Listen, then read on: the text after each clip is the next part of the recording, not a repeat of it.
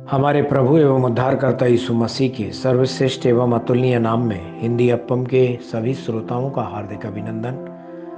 आज 27 अगस्त दिन शुक्रवार सन 2021 का मनन के लिए पाठ। आज का शीर्षक है परमेश्वर के मुख का प्रकाश। भजन 4 उसका 6वां वचन इस तरह से कहता है, बहुत से हैं जो कहते हैं कौन हमको कुछ भलाई दिखाएगा। हे यहोवा, तू अपने मुख का प्रकाश हम पर चमका। अजीजों, हमारे पास एक ऐसे परमेश्वर हैं जो हमें सभी अच्छी चीजें पूर्ण रूप से देते हैं। हमें सांसारिक लोगों की तरह यह कहते हुए विलाप करने की आवश्यकता नहीं है कौन हमारे लिए भलाई करेगा। परमेश्वर आपके लिए एक चरवाहे के रूप में रहते हैं। चूंकि आप उसकी भेड़ हैं, इसलिए आपको कभी किसी चीज की कमी नहीं होती। आपको कभी भी झुकना नहीं पड़ेगा। यिर्मयाह भविष्यवक्ता कहता है, परंतु यहोवा वास्तव में परमेश्वर है, जीवित परमेश्वर और सदा का राजा वही है।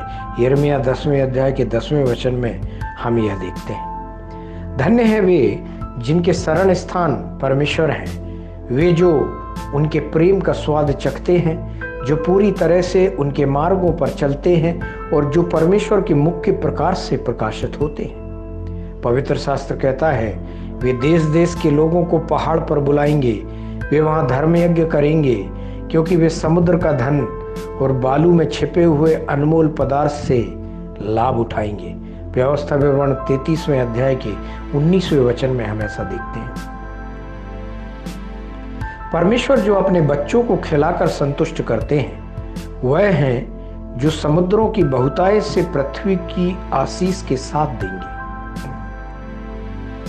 वह लोगों को रेत में छिपे खजाने में हिस्सा बांटने की अनुमति भी देते हैं।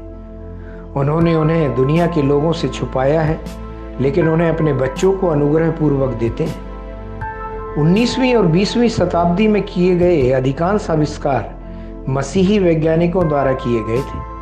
वे परमेश्वरीय लोग थे और जब उन्होंने प्रार्थना पूर्वक परमेश्वर से सहायता मांगी तो उन्होंने उन पर छिपी हुई बातों को प्रकट किया।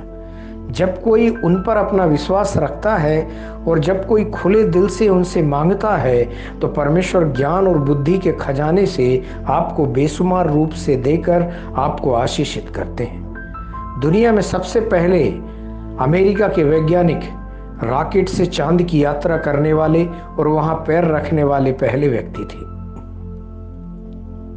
वे अंतरिक्ष यात्री बाइबल को अपने साथ अंतरिक्ष में ले जाना नहीं भूले, इसलिए परमेश्वर ने उन्हें इतिहास में अतुलनीय प्रसिद्धि दिलाई।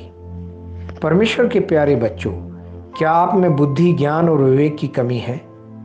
आज ही परमेश्वर की ओर देखें।